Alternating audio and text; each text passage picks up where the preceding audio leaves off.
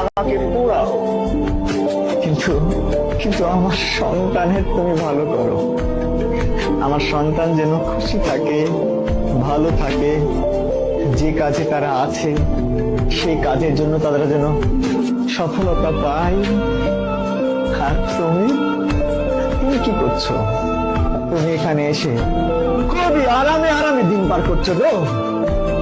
ও মেয়ে, তোমার কি বিবেক আছে?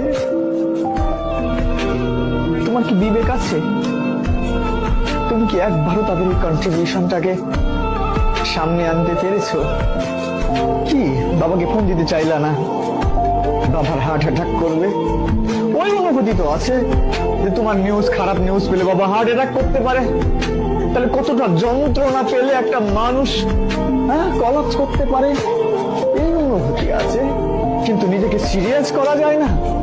100% আমি আমাকে সংক্ষিপ্ত রাখলাম, এখন থেকে কোনোভাবেই এলোমেলো ভাবে সময় নষ্ট করব না।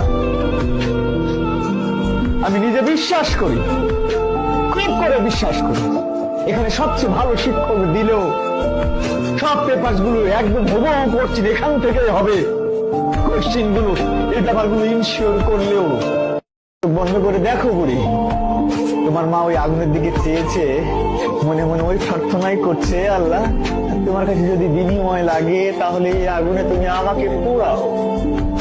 কিন্তু